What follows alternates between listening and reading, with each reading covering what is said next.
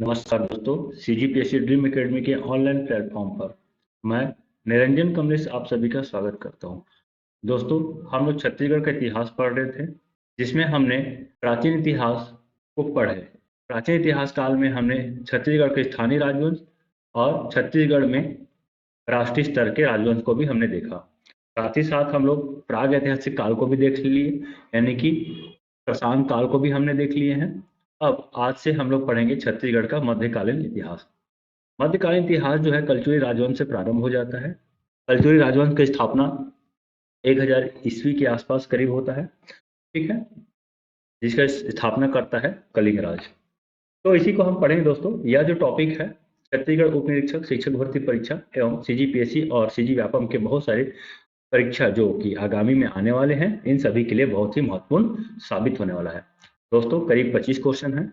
आप सभी देखेंगे कि आपसे कितना क्वेश्चन बन पा रहा है, और यदि नहीं बन पा रहा है तो आप उसको समझेंगे। यहाँ पे आपको उत्तर और विश्लेषण दोनों ही साथ साथ मिलेगा देखने को। तो चलिए अब विलंब किए बिना शुरू करते हैं दोस्तों। यदि आप अभी तक हमारे चैनल को सब्सक्राइब नहीं किए हैं तो सब्सक्राइब कर लीजिए, क्योंकि इसी तरह का वीडियो आपको हमेशा देखने को मिलता रहेगा, ठीक है। और बेल आइकन को जरूर प्रेस कीजिएगा। देखिए, सबसे पहले मैं थोड़ा सा चीजें बता देता हूँ कलचुरी वंश के बारे से। इसकी जो सामान्य जानकारी जो है, जिसमें सबसे पहले हम ये देख लेते हैं, स्वयं को कलचुरियों ने ना, ध्यान रखेंगे, अभी हम लोग देख रहे हैं राष्ट्रीय स्तर का कलचुरी वंश, ठीक है। अभी छत्तीसगढ़ के कलचुरी वंश के बारे से हम नहीं देख रहे हैं, अभी हम राष्ट्रीय स्तर के देख रहे हैं, जिसमें कलचुरियों ने स्वयं को चंद्रवंशी और शस्त्रार्जुन की संतान कहा है। मतलब जो कलचुरी वंश है वो चंद्रवंशी और शस्त्रार्जुन की संतान है। ओके, इन्होंने स्वयं को कहा है। दूसरा जो है कि कलचुरी जो शिलालेख जितने भी प्राप्त हुए हैं जो राष्ट्रीय स्तर के हैं, उसमें इस वंश का नाम कालचुरी, करचुली, कालचूर्य या कलतसूरी इत्यादि नामों से पाया गया है, ठीक है। तो ये सारा नाम कलचुरी का देखने को मिलता है। फिर से बोल देता हूं मैं, कालचुरी, करचुरी, कालचूर्य, कलतसूरी। ओके, ये ओके। अब देखिए, कलचुरी संवत जो है 248 ईस्वी से प्रारंभ होता है। इसे भी आप ध्यान रखेंगे, कलचुरी संवत जो है 248 ईस्वी से प्रारंभ होता है। पहला ताम्रपत्र जो देखने को मिल रहा है वो 580 ईस्वी में देखने को मिला है। और सबसे इंपॉर्टेंट दोस्तों कि चंद्रवरदाई, जो कि पृथ्वीराज रासो के जीवन के बारे से बताया जाता है इस बुक में, चंद्रवरदाई का है पृथ्वीराज रासो।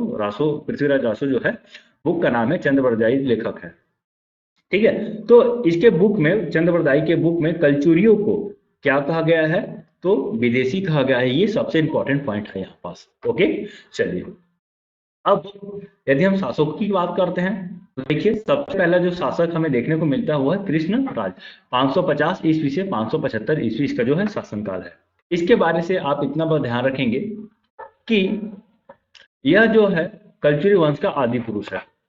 एक पॉइंट आपको ध्यान रखना है, ज्यादा आपको कुछ नहीं पढ़ना है, क्योंकि हम छत्तीसगढ़ के कलचुरियों के बारे से पढ़ेंगे, लेकिन फिर भी से राष्ट्रीय स्तर के कलचुरी को जानना भी बहुत जरूरी है। ओके, इसलिए थोड़ा सा हम यहाँ पे पढ़ रहे हैं। तो कृष्णराज है जो कि कलचुरी वंश का आदि पुरुष है। इसका जो शासन क्षेत्र है, कोंकण, विदर्भ, बरार, महिष्मती, गुजरात, महिष्मती शिलालेख से जानकारी मिलती है, ठीक है। इसके बारे से, यानी कि कृष्णराज के बारे से हमें महिष्मती शिलालेख से जानकारी प्राप्त होती है, ठीक है। इसे आप ध्यान रख लेंगे। चलिए, अब अगला है वामराज देव। तो वामराज देव जो है ये त्रिपुरी, ध्यान रखेंगे, एक जो इसका जो एक शाखा है त्रिपुरी में भी था। तो यहाँ पे जो त्रिपुरी, तो वास्तविक ध्यान रखेंगे, यहाँ पे त्रिपुरी में जो कलचुरी था उसका वास्तविक संस्थापक जो है वामराज देव है। त्रिपुरी कहाँ पड़ता है, तो मध्य प्रदेश में त्रिपुरी पड़ता है, ठीक है। और इन्होंने कालिंजर क्षेत्र को जीता और इसे क्या किया, राजधानी बनाया है। तो दो पॉइंट को ध्यान रखेंगे। पहला जो पॉइंट आपको याद रखना है वो कृष्णराज के बारे से आपको याद रखना है। दूसरा जो पॉइंट आपको याद रखना है वो है वामराज देव के बारे से, ठीक है। तो कृष्णराज जो कि सबसे पहले आदि पुरुष माने जाते हैं, ठीक है। महिष्मती शिलालेख से उसके बारे से जानकारी प्राप्त होती है। और वामराज देव के बारे से आप बस इतना जानेंगे कि त्रिपुरी में इन्होंने स्थापना किया था कलचुरी शाखा का। ओके, अब इसके बाद त्रिपुरी से एक शाखा छत्तीसगढ़ आया, यानी कि छत्तीसगढ़ के तुमान में आया, और फिर यहाँ से छत्तीसगढ़ में भी कलचुरी वंश का स्थापना होता है, ठीक है। चलिए देखिए, कोकल देव प्रथम, ठीक है, कोकल देव प्रथम है, इसके पुत्र है शंकरगढ़ द्वितीय, ठीक है, इसका उपाधि है मुग्धतुंग या रणविग्रह, लेकिन हम लोग इसको खास तौर पे शंकरगढ़ द्वितीय मुग्धतुंग के नाम से जानते हैं, ठीक है। किस नाम से जानते हैं? तो शंकरगढ़ द्वितीय मुग्धतुंग, इस नाम से हम इसको खास तौर पे जानते हैं। ओके, शंकरगढ़ द्वितीय मुग्धतुंग, इन्होंने सर्वप्रथम जो है पाली क्षेत्र को जीता था। ध्यान रखेंगे कि कौन सा क्षेत्र को जीता था? पाली क्षेत्र को। ध्यान रखेंगे दोस्तों, यह जो मैं नोट लिखवाया हूं या जो बता रहा हूं वो राम कुमार बेहार। ध्यान रखेंगे, छत्तीसगढ़ का इतिहास, छत्तीसगढ़ का इतिहास, छत्तीसगढ़ राज्य हिंदी ग्रंथ अकादमी के बुक है, जिनके लेखक है राम कुमार बेहार। तो राम कुमार बिहार के अनुसार मैं इसको बता रहा हूं, समझेंगे, उस बुक के अनुसार है ये, ठीक। इसमें क्या बोला गया है कि मुग्धतुंग के आक्रमण के समय यहाँ बाणवंशी विक्रमादित्य प्रथम राज कर रहा था, अथवा इसके उत्तराधिकारी से शंकरगढ़ द्वितीय मुग्धतुंग ने यह प्रदेश जीता होगा। यानी कि शंकरगढ़ द्वितीय मुग्धतुंग इस क्षेत्र को जीता। कौन सा क्षेत्र को जीता? तो पाली क्षेत्र को जीता। ध्यान रखेंगे, इस समय बाणवंशी शासक, ध्यान रखेंगे, बाणवंशी शासक विक्रमादित्य प्रथम या तो फिर उसका कोई उत्तराधिकारी जो है राज कर रहा था, और उसी से जो है उसके उत्तराधिकारी से शंकरगढ़ द्वितीय मुग्धतुंग ने इस क्षेत्र को जीता था, ठीक है। और फिर शंकरगढ़ द्वितीय मुग्धतुंग के 2-3 पीढ़ियां यहाँ पे बिताई, शासन किया, लेकिन बाद में क्या हुआ, जो उड़ीसा है सोनपुर, तो सोनपुर का जो सोमवंशी है वो जो है इसे पराजित किया। मतलब शंकरगढ़ द्वितीय के बाद जो भी शासक यहाँ पे शासन किया उसे सोनपुर के सोमवंशी राजाओं ने पराजित किया, और इस तरह से छत्तीसगढ़ में जो कल्चुरी का स्थापना था वो खत्म हो गया था। लेकिन बाद में देखते हैं हम लोग फिर से कलिंग राज, ठीक है, ध्यान रखेंगे, कलिंग राज 1000 ईस्वी। तो कलिंग राज जो है 1000 ईस्वी में फिर से कोरबा के तुमान पर क्या करता है, ये विजय प्राप्त करता है। देख लीजिए यहाँ पे, कोकल देव द्वितीय के शासन काल में कलिंग राज नामक राजपुत्र ने सोमवंशी शासकों से यह क्षेत्र पुनः जीता। ध्यान रखेंगे, इस समय क्या था, उड़ीसा के सोनपुर है, वहां के जो सोमवंशी शासक है कलचुरियों को फिर से पराजित करता है। उसके बाद हम देख रहे हैं 995 या 1000 ईस्वी में पुनः कलिंग राज जो है यहाँ पे आक्रमण करता है। कहाँ पे आक्रमण करता है? तुमान विजय करता है, ठीक है, और तुमान को अपनी राजधानी बनाकर यहीं से फिर से कलचुरियों का पूर्ण रूप से स्थापना करता है, और यहीं से निरंतर हम देखते हैं 1741 जब तक भास्कर पंथ यहाँ आक्रमण नहीं करता है तब तक यहाँ पे कलचुरियों का शासन जो है एक छत्र रूप से चलते रहता है, ठीक है।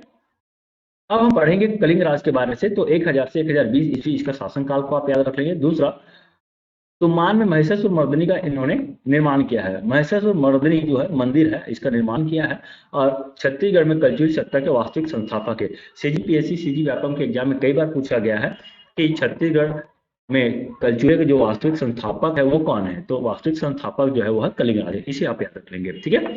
तो मान क्या है दोस्तों, ध्यान रखेंगे, 30 गांव का एक समूह था, ठीक है। तो मान जो है 30 गांव का समूह है, और जो है पर्वतों के बीच में ये स्थित था, ठीक है, और उसे ही तुमान भी कहा गया है। ध्यान रखेंगे, तुमान कहा गया है। तो ये एक पॉइंट है कलिंग राज के बारे से, जिन्होंने सोनपुर के सोमवंश से पुनः इस क्षेत्र को प्राप्त किया था। चलिए अब हम देखते हैं इसके एमसीक्यू को। ये एमसीक्यू जो है एग्जाम में आया हुआ है या आने योग्य है, दोनों तरह के एमसीक्यू है यहाँ पे। देखिए क्या बोल रहा है पहला क्वेश्चन, चंद्रबरदाई कृत पृथ्वीराज रासो में किस राजवंश का वर्णन है? मैंने आपको पहले बताया चंद्रबरदाई जो कि पृथ्वीराज रासो का है, मतलब इसका जो पुस्तक है पृथ्वीराज रासो है।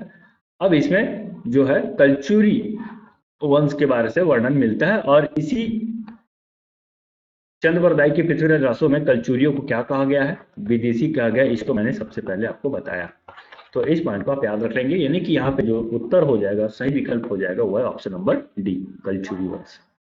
चलिए अगला क्वेश्चन है, पाली के शिव मंदिर का मरम्मत करने वाले कलचुरी शासक था। एक ट्रिक बता रहा हूं दोस्तों, इस ट्रिक को आप याद रख लेंगे। अगर देखिए छत्तीसगढ़ में पढ़ा रहा हूं, इसमें थोड़ा बहुत ट्रिक मैं लाते रहूंगा जो हेल्प भी करता है।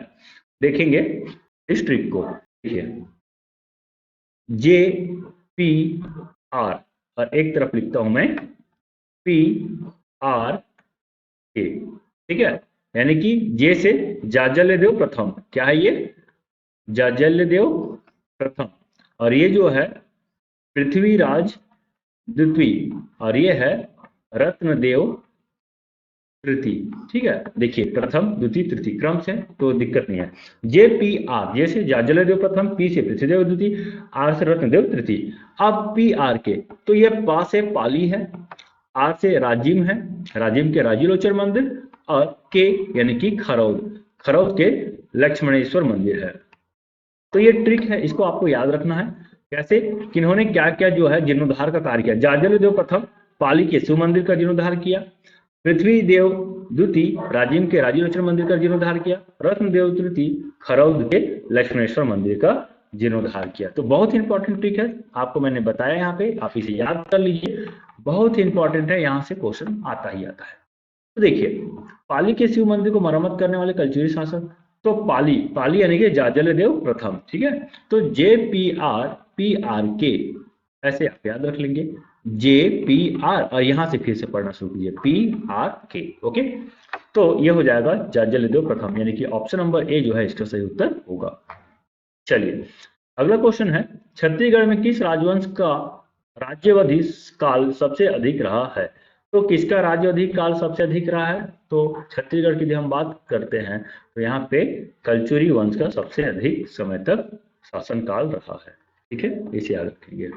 ठीक, कब से देखते हैं, तो इसको लगभग 1000 ईस्वी से देखते हैं 1741, ठीक है, या 1754 तक भी देखते हैं, प्रत्यक्ष अप्रत्यक्ष रूप से 1754 तक लगभग हम इसको देखते ही देखते हैं, ठीक है।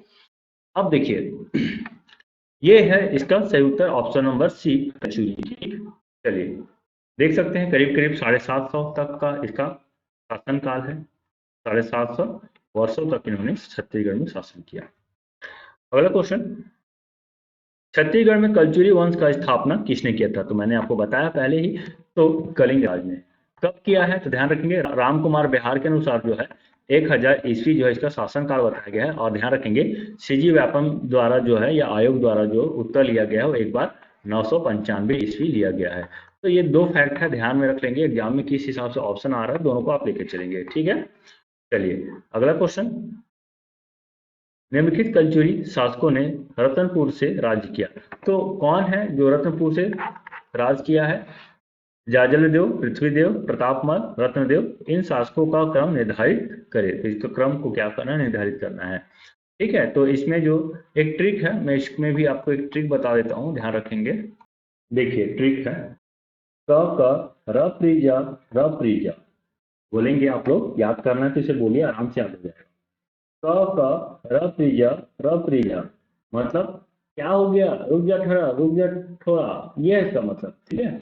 क प्रीजा र प्रीजा, ज र प्र, है ना, ज र प्र। अब ऐसा कोई बोल रहा है तो आदमी गुस्सा आ जाएगा, ठीक है, क र प्रीजा ज र प्र, कोई भी गुस्सा आ जाएगा, ठीक है। तो किसी को लगेगा गाली दे रहा है क्या, यानी बकता है, सर मोहल्ला बताओ, ऐसा। तो क र प्रीजा ज र प्र, बाका थस रा सर मोहल्ला बताओ, ऐसे छत्तीसगढ़ी में ट्रिक को बनाइए, आराम से बन जाएगा। क र प्रीजा बाका थस रा सर मोहल्ला बताओ, फिर से क र प्रीजा ज र प्र, अरे रुक जा, अरे बकता है, रुको सर मोहन को बताऊंगा, तो फिर से क र प्रीजा ज र प्र बाका थस रा सर मोहन बताओ। तो ये ट्रिक है। तो क से हो जाएगा कलिंग राज, टिका से कमल राज, र से रत्नदेव प्रथम, पृथ्वीदेव प्रथम, और जाजल्य देव प्रथम, ये सब प्रथम प्रथम वाले हैं। फिर से रहा आ गया, फिर रत्नदेव, ध्यान रखेंगे, रत्नदेव द्वितीय, पृथ्वीदेव द्वितीय, जाजल्य देव द्वितीय, ओके। फिर से कलिंग राज, कमल राज, रत्नदेव प्रथम, पृथ्वीदेव प्रथम, जाजल्यदेव प्रथम, रत्नदेव प्रथम, पृथ्वीदेव प्रथम, रत्नदेव द्वितीय, पृथ्वीदेव द्वितीय, जाजल्यदेव द्वितीय। फिर ज से, तो यहाँ पे ज से जो मतलब होगा वो है जगदीश, क्या हो जाएगा यहाँ पे, जगदीश, ठीक है। और ये राज से हो जाएगा यहाँ पे रत्नदेव तृतीय, ध्यान रखेंगे यहाँ पे, ये रत्नदेव प्रथम है, ये रत्नदेव द्वितीय है, और ये रत्नदेव तृतीय है, ठीक है। तो क र प्रीजा ज र प्र से हो जाएगा यहाँ पे प्रताप राज, ठीक है, क्या हो जाएगा, प्रताप राज। फिर बा से बहरेंद्र शाह, क्या हो जाएगा यहाँ पे, बहरेंद्र शाह। फिर क से कल्याण शाह, शॉर्ट में क्यों बोल रहा हूँ उसको आप ध्यान रखेंगे, चाहे तो आप नोट भी कर सकते हैं, ठीक है। फिर त से हो जाएगा तखत सिंह, ठीक, त से क्या हो जाएगा, तखत सिंह।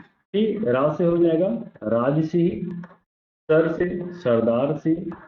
फिर रा से हो जाएगा यहाँ पे रघुनाथ सिंह, मो से हो जाएगा मोहन सिंह।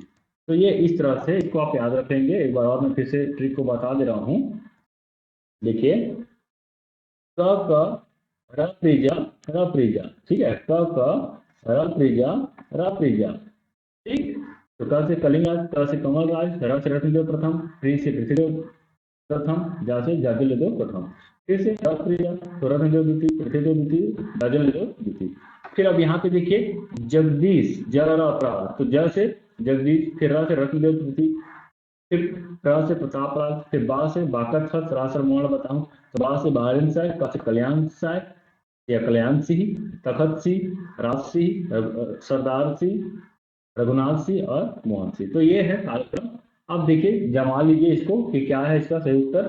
देखिए तो सबसे पहले क्या आ जाएगा, जाजलदेव, पृथ्वीदेव, प्रतापमल और रत्नदेव। यदि देखिए इसमें प्रथम द्वितीय तृतीय तो बोला ही नहीं है, तो जैसे यदि रप्रीजा देखते हैं, ठीक है, तो र से रत्नदेव, कहीं पे 4 है, रत्नदेव, र, फिर प्री, तो प्री से पृथ्वीदेव, तो 4 के बाद आना था 2, लेकिन यहाँ पे 2 तो नहीं है।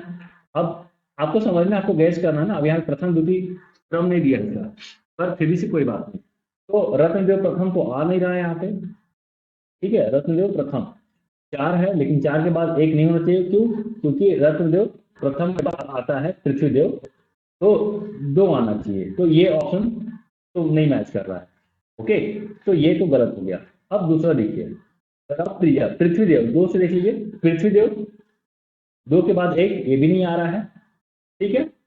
अब इसको देख लेते हैं, 1 से स्टार्ट कीजिए, तो जाजलदेव, रत्नदेव, पृथ्वीदेव, फिर प्रतापमल, ये बन रहा है। देखिए देखिए क्या हो जाएगा, सबसे पहले जाजलदेव, ठीक है, रप्रीजा, तो देखिए जाजलदेव क्या प्रथम, फिर रत्नदेव द्वितीय, पृथ्वीदेव द्वितीय, और फिर अब यहाँ पे आ जाएगा प्रतापमल, ठीक है। तो ये हो जाएगा इस तरह से क्रम, ऑप्शन नंबर डी जो है इसका सही उत्तर हो जाएगा, ठीक है। तो इसका सही उत्तर हो जाएगा ऑप्शन नंबर डी।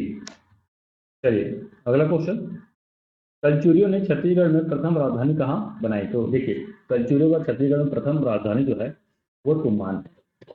कब बनाया गया, तो 1000 ईस्वी में। ओके, ध्यान रखेंगे, तुमान इसकी प्रथम राजधानी है। देखिए इसकी राजधानी के बारे से और बता देता हूं मैं, ठीक है। तो छत्तीसगढ़ में कुल 5 राजधानी यहाँ पे देखने को मिलता है। कौन कौन सा है, तो पहला जो है तुमान, ओके। दूसरा राजधानी जो देखने को मिलता है वो है रतनपुर। तीसरा जो है कल्लारी, ठीक है। चौथा यदि हम बात करते हैं रायपुर। पांचवा जो है वो है छुरी कोसगई, ठीक, छुरी कोसगई। तो ये जो है कल्लारी और रायपुर, ये जो है रायपुर शाखा से संबंधित है, कलचुरियों की रायपुर शाखा, ठीक है। बाकी ये 3 जो है रत्नपुर शाखा से संबंधित है। तो इसको याद रख लेंगे। सबसे पहले तुमान, क्रम से ध्यान रखेंगे, ये क्रमानुसार है, ठीक ना। तो तुमान, रत्नपुर, खल्लारी, रायपुर, छुरी कोसगई, इस तरह से कुल 5 राजधानी है कलचुरे का, इसे आप याद रख लेंगे। और सबसे पहला जो राजधानी है वो है तुमान, ठीक। ऑप्शन नंबर सी इसका जो है सही उत्तर हो जाएगा। चलिए अगला क्वेश्चन है यहाँ पे, बाण नरेश विक्रमादित्य को किस कलचुरी शासक ने पराजित किया था। देखिए किसने किया था, तो बाण नरेश जो विक्रमादित्य है इसको जो है शंकरगढ़ द्वितीय मुग्धतुंग ने किया था, ठीक है। ध्यान रखेंगे विक्रमादित्य या इसके उत्तराधिकार 2 में से कोई एक होगा, पर ये माना गया है या तो ये या तो फिर इसका उत्तराधिकार ये है राम कुमार बिहार के अनुसार, ठीक है।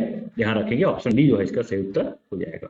चलिए अगला क्वेश्चन, चैतुरगढ़ स्थित महामाया मंदिर का निर्माण किसने करवाया था। तो चैतुरगढ़ स्थित महामाया मंदिर का निर्माण जो है बाहर शाह ने किया था, ठीक है, या बहारेंद्र शाह, ठीक है, बहारेंद्र शाह या बाहर शाह ने किया था। तो चैतुर्गढ़ स्थित महामाया मंदिर का निर्माण जो है बहारेंद्र या बाहर शाह ने किया था। तो ऑप्शन डी जो है इसका सही उत्तर होगा।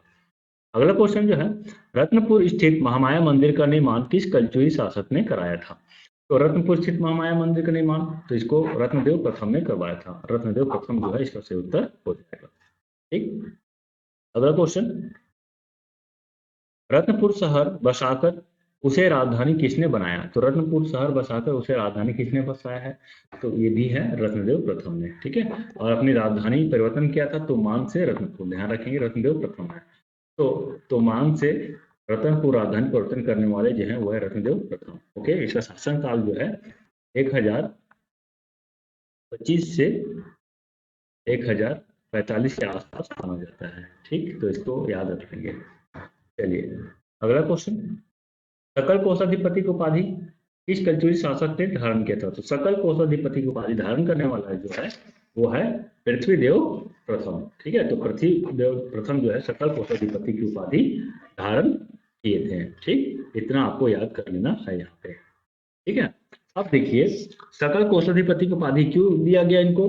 क्योंकि ये जो पृथ्वीदेव प्रथम जो है 21,000 गांव के स्वामी थे। ध्यान रखेंगे जब तोमान में राजधानी बसाया था उस समय 5-7 गांव ही थे तोमान में, लेकिन धीरे धीरे देखिए पृथ्वीदेव प्रथम के समय में ही 21,000 गांव, ध्यान रखेंगे 21,000 गांव के ये जो है स्वामी हो जाते हैं, इसलिए इसे सकल कोषाधिपति की उपाधि दिया जाता है। ठीक है, बहुत ही इंपॉर्टेंट है। और जानकारी जो है इसका कहाँ से प्राप्त होता है? तो ध्यान रखेंगे पृथ्वीदेव प्रथम का जानकारी जो है हमें अमोदा ताम्रपत्र से प्राप्त होता है। ठीक, तो अमोदा ताम्रपत्र से इसकी जानकारी हमें मिलती है। चलिए अगला क्वेश्चन, निम्नलिखित कथनों को पढ़िए। कलचुरी प्रशासन में राजा के अधिकार सीमित थे। प्रशासन के विभागों का दायित्व अमात्य मंडल के सदस्यों पर होता था। राज्य गढ़ों में विभाजित था तथा प्रत्येक गढ़ में 84 ग्राम होते थे। ठीक है, तो देखिए पहला, कलचुरी प्रशासन में राजा के अधिकार सीमित थे, तो ये स्टेटमेंट तो गलत है भाई, क्योंकि सीमित तो नहीं थे, असीमित थे। ठीक है, प्रशासन के विभागों का दायित्व अमात्य मंडल के सदस्यों को होता था, तो हाँ ये कथन सही है। और राजगढ़ों में विभाजित था तथा प्रत्येक गढ़ जो है 84 ग्राम में, ठीक है, प्रत्येक गढ़ में जो है 84 ग्राम होते थे, ये भी सही है। बारहो बोला जाता है, यानी कि 12 गांव के एक समूह को बारहो कहा जाता है। ठीक है, और एक गढ़ जो होता था, इस एक गढ़ में 84 गांव होता था, ध्यान रखेंगे। चलिए, तो 2 और 3 जो है इसका सही उत्तर हो जाएगा। ऑप्शन नंबर 1 जो है गलत है। ठीक, चलिए अगला क्वेश्चन, रत्नपुर को कुबेरपुर की उपमा किसके शासनकाल में दिया गया था? किसके शासनकाल में? तो रत्नदेव प्रथम।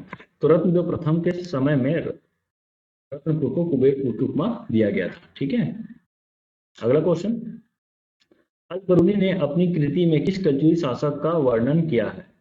तो किस कलचुरी शासक का वर्णन किया है? तो इसका सही उत्तर हो जाएगा ऑप्शन नंबर ए, कलिंग राज। ठीक है, चलिए अगला क्वेश्चन, जाजल्यपुर नगर की स्थापना किस कलचुरी शासक ने कराया था? तो जाजल्यपुर नगर की स्थापना जो है जाजल्यदेव प्रथम ने कराया था। ध्यान रखेंगे जाजल्यदेव प्रथम जो है जाजल्यपुर नगर की स्थापना कराया था, पहला पॉइंट है, इसे आप याद रख लेंगे। और दूसरा जो महत्वपूर्ण पॉइंट है, देखिए प्रतापी शासक है जाजल्यदेव प्रथम जो है, बहुत ही प्रतापी शासक है। इन्होंने जाजल्यपुर नगर की स्थापना किया, ठीक है, और साथ ही साथ यहाँ पे इन्होंने विष्णु मंदिर का निर्माण किया था जांजगीर में। ठीक है, तो जांजगीर में विष्णु मंदिर का भी इन्होंने निर्माण किया है। ठीक है, साथ ही साथ यहाँ पे देखते हैं नकटा मंदिर। ठीक, और सबसे इंपॉर्टेंट पॉइंट ये है इसके समय में सोमेश्वर, ध्यान रखेंगे जो छिंदक नागवंशी शासक है सोमेश्वर, तो सोमेश्वर को इन्होंने क्या किया था? पराजित किया था और पत्नी मंत्री समेत इसको कैद में कर लिया था। तो बहुत ही प्रतापी शासक है सोमेश्वर देव को इन्होंने क्या किया था? बंदी बनाया था और युद्ध में पराजित किया था। ध्यान रखेंगे इन एक उपाधि भी है इनका, तो ये उपाधि जो है गज शार्दुल का है, गज शार्दुल। तो गज शार्दुल का मतलब होता है हाथी का शिकारी या हाथियों का शिकारी, ये इसका अर्थ होता है। तो ये 3 फैक्ट आप कम से कम इसका याद रख लीजिए, और रहने में तो बहुत सारा फैक्ट है, धीरे धीरे हम आगे देखते भी रहेंगे। ठीक, लेकिन यहाँ पे अभी 3 फैक्ट देख लीजिए। गज शार्दुल की उपाधि धारण किया, जाजल्यपुर नगर की स्थापना किया, वहां विष्णु मंदिर नकटा मंदिर का निर्माण कराया। और सोमेश्वर को पराजित करता है। छिंदक नागवंशी शासक है ये, ठीक है। और इसके माँ के कहने पर, ध्यान रखेंगे, इसके माँ के कहने पर इन्होंने सोमेश्वर को रिहा कर देता है, ठीक, ध्यान रखेंगे। चलिए ऑप्शन नंबर 20 का सही उत्तर है। अगला क्वेश्चन, निम्नलिखित में से कौन सा कथन सही है? छत्तीसगढ़ में कल्चरी प्रशासन राजतंत्रात्मक था। प्रशासन में राजा को अमात्यों की सहायता प्राप्त थी। गांव के प्रशासन का प्रमुख प्रधान होता था। तो देखिए यहाँ पे छत्तीसगढ़ में कल्चरी प्रशासन राजतंत्रात्मक था, तो हाँ ये सही पॉइंट है। प्रशासन में राजा को अमात्यों की सहायता प्राप्त थी, तो ये भी सही है। और गांव के प्रशासन का प्रमुख प्रधान नहीं होता था, गौटिया होता था। इस बात को आप ध्यान में रखें। तो ऑप्शन 1 और 2 जो है इसका सही उत्तर।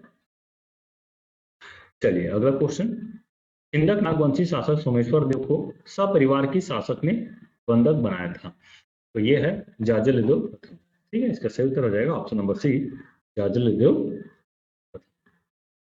चलिए अगला क्वेश्चन, गज शासक की उपाधि धारण करने वाला शासक तो जाजलदेव प्रथम ही है। ऑप्शन नंबर डी जो है इसका सही उत्तर हो जाएगा, जाजलदेव प्रथम।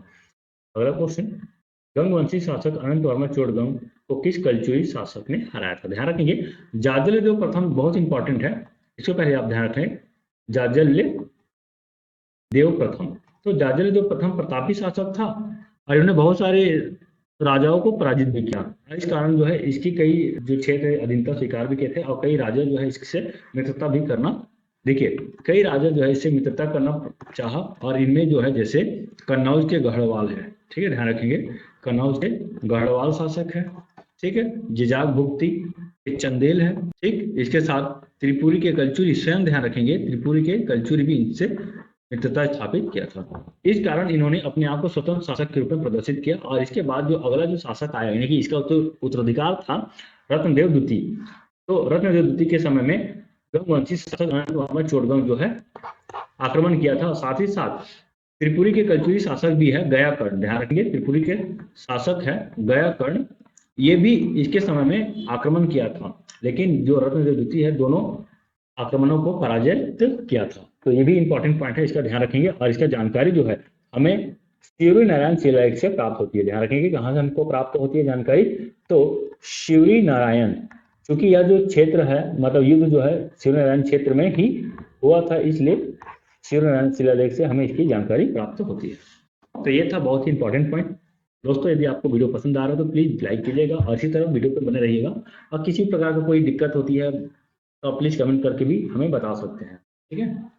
चलिए अगला क्वेश्चन देखेंगे अब, राजीव लोचन मंदिर का जीर्णोद्धार किस कलचुरी शासक के सेनापति द्वारा कराया गया था? तो राजीव, आपको मैट्रिक बताया था, JPR, ठीक, JPR